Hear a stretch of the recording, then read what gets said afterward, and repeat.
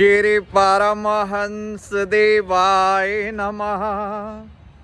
प्यारे गुरमुखो जय सच्चिदानंद। आजकल युवा पीढ़ी आँख मूंद कर सतगुरु के उपदेशों पे विश्वास नहीं करती। शास्त्र के वचन और सिद्धांतों पर प्रश्न फिर प्रश्न। चलो अच्छी बात यह है कि रुचि तो है अध्यात्म की ओर।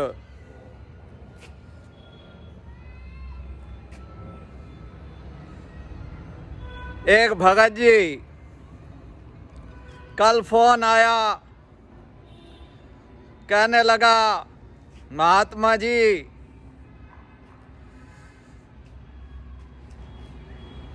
मुझे परलोक, पुनर्जन्म, आत्मा, परमात्मा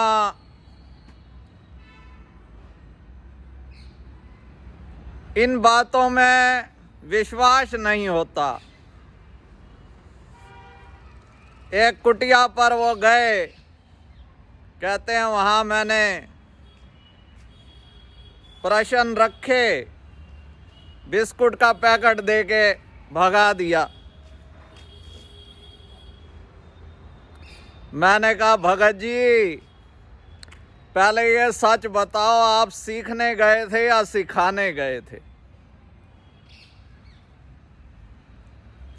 क्योंकि संतों महात्माओं में और प्रसाद में, जिसे आप बिस्कुट का पैकेट मात्र कह रहे हैं, इनके साथ हृदय भी जोड़ना है, दिमाग तो लगाना है।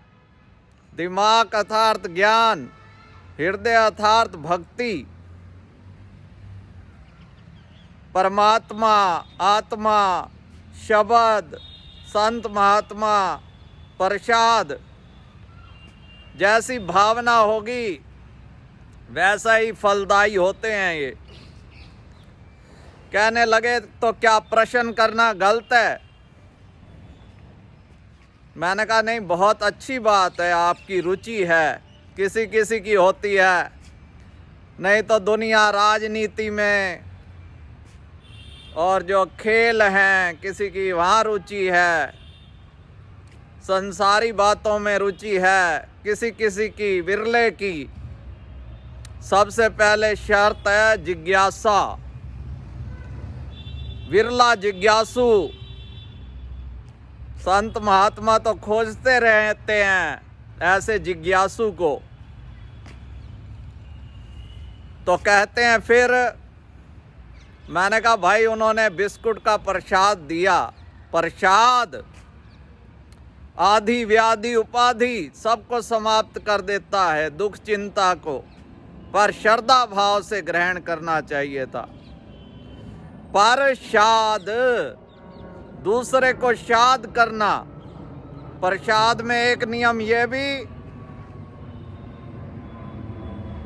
वो देखो आकाश में हवाई जहाज जा रहा है, प्रयाग धाम।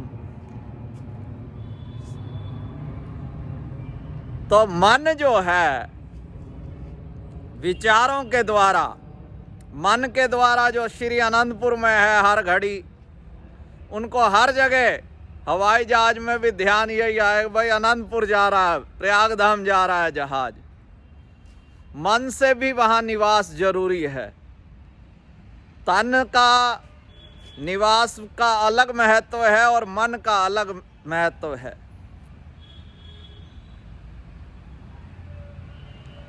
अब दूसरी बात है, प्रश्न जो करना है उसका भी एक नियम है।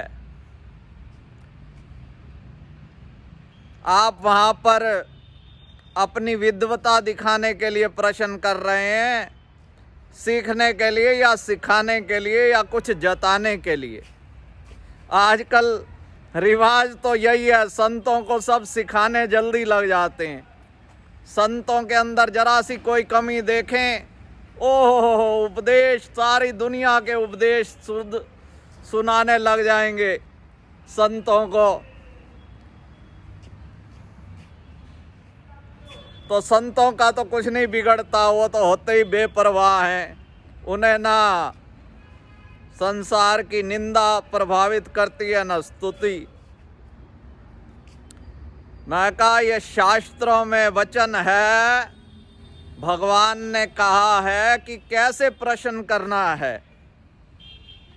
तद विधि परिपातन परिप्रश्नन सेव्या उपदेक्ष्यन्ति ते ज्ञानम ज्ञानिनः तत्वदर्शिनः। सबसे पहले परिपात, गुरु दरबार में आते हैं तो सबसे पहले क्या करते हैं? दंडवत प्रणाम। दंडवत का अर्थ है समर्पण कर देना पूर्ण रूप से, तभी जवाब आएगा। जब प्रार्थना जाएगी, प्रश्न के साथ साथ प्रार्थना, तभी तो संतों ने, मैंने कहा तू आपको भगा दिया। आपकी शैली देखी। दूसरी शर्त है सेवा करना। भगवान कह रहे हैं जब तू परिपात करेगा संतों की, दंडवत प्रणाम करने से, सेवा करने से, सेवा करने का अर्थ सेवक भाव, सेवक बन जा।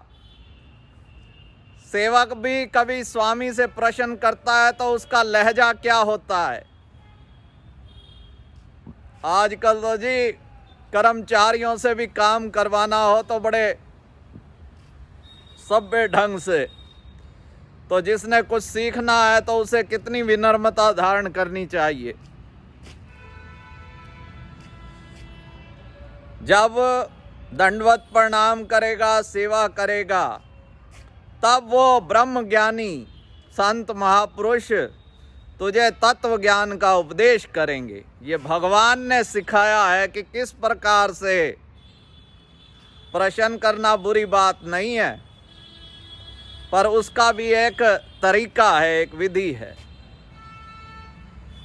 मैंने कहा भगत जी क्या आपको प्रश्न करना है? प्रयास करता हूँ। कहने लगे एक तो ये जो आत्मा है, इसके बारे में एक बार और भी एक भगत जी ने पूछा था।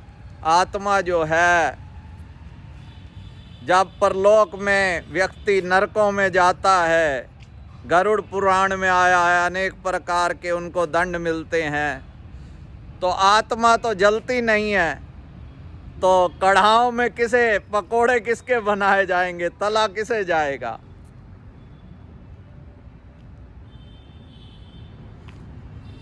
तो वहाँ पर हमारा सूक्ष्म शरीर, शास्त्रों में यही वचन आते हैं। जैसे बच्चा पढ़ने जाता है स्कूल में, तो उसे अध्यापक की बात पर विश्वास करना पड़ता है, तभी वो पढ़ाई कर सकता है। हमारे विज्ञान में भी कई ऐसे सिद्धांत हैं जो विज्ञान पढ़ते हैं। अब पहले कहते थे सूर्य चक्कर लगाता है पृथ्वी की ओर, अब कोई कहते हैं पृथ्वी जो चक्कर लगाती है, कोई कहता है पृथ्वी गोल है, चिपटी है। तो वो मानना ही पड़ता है बड़ों की बात को। उनको कहो जी अभी सिद्ध करके दिखाओ कहाँ घूम रही है पृथ्वी। ऐसे अनेक बातें हैं। माता की बात पर विश्वास करना पड़ता है, भाई तेरे पिता कौन थे, हैं? तो ऐसे सतगुरु की वचनों पर, शास्त्र के वचनों पर विश्वास करना पड़ता है कि ये जो सूक्ष्म शरीर है, वहाँ मानसिक यातना, जैसे कि यहाँ आप सोचते हो कि आग में जैसे शरीर जलता है तो शरीर तो यहीं ख़त्म हो गया, पर वो बात नहीं है। सूक्ष्म शरीर को मानसिक पीड़ा मिलती है।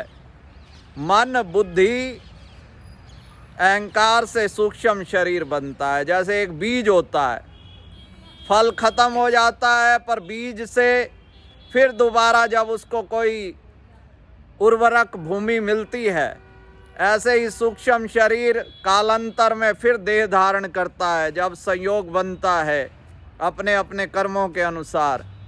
तो ये मत सोचो कि ये जग मिठा ते आगे कैं डिठा। पर हम कल सत्संग कर रहे थे कि दुखों का कारण, एक कारण हमारे दुखों का ये भी है कि हम जज बन जाते हैं, जजमेंट। अब जज भी ठीक है, चलो फैसला सुना के आगे बढ़ जाए, भाई वो संत ऐसा है, वो ऐसा है, वो मनमति करता है, पर उसके ठेकेदार ही बन जाते हैं कि पूरा उसको सच्चा संत बना के ही रहेंगे। तो उनके कर्मों को अगर उनकी स्तुति करते हैं तो हम तरक्की कर लेते हैं, और उनकी निंदा करते हैं तो हमारे कर्म अशुद्ध होते हैं, कर्म बोझ बढ़ता जाता है। तो उन्होंने कहा कि ये जो परलोक है ये भी कैसे सिद्ध हो। मैंने कहा भगत जी एक बात बताओ, अगर हम परलोक को नहीं मानते तो हमें क्या लाभ होगा, और अगर परलोक को मान लेते हैं संतों की वचन तो नुकसान क्या होगा। उन्होंने कहा हानि तो कोई नहीं है। मैंने कहा लाभ ये है कि एक तो व्यक्ति नैतिक रहता है, भाई परलोक है, आगे जाना है, अच्छी गति होगी तो वो धर्मात्मा बनता है, नैतिक बनता है। और दूसरा, जब कभी दुख चिंता आती है तो ये भाई मेरे ही कर्मों का परिणाम है। तो इस प्रकार पुनर्जन्म और परलोक को मानने से लाभ ही लाभ है। अगर परलोक ना भी होगा तो कोई हानि नहीं, और अगर हुआ और पहले तुमने सावधानी ना रखी तो कितनी हानि है। कहने लगे एक प्रश्न और है कि आप लोग ये कहते हो कि आसक्ति मत रखो, मोह ममता मत फैलाओ। भाई आप तो संत महात्मा हो, आपके लिए तो ठीक है, पर हमें तो घर में अगर हम मोह ममता रखेंगे तो बच्चों की अच्छी परवरिश होगी। तो मुझे अपने प्राण प्रीतम पंचम पाशाही भगवान जी के वचन याद आ गए। मैंने कहा भगत जी आप कभी नाव में बैठे हो? उन्होंने कहा हाँ जी बैठे हैं। अब नाव जो है उसका आधार जल है, जल में ही चलती है, बाहर नहीं चल सकती। परंतु नाव जल के ऊपर रहे तो स्वयं भी तरती है, औरों को भी तारती है, सवारियों को। और जल अगर नाव के अंदर भर जाए तो डूब जाती है। ऐसे ही संसार में रहने के लिए मना नहीं करते। पंचम पाशाही भगवान जी की अमर वाणी है, सत समरथ ते राख मन, करिए जगत के काम, जग जीवन यह मंत्र है, सदा सुख विश्राम।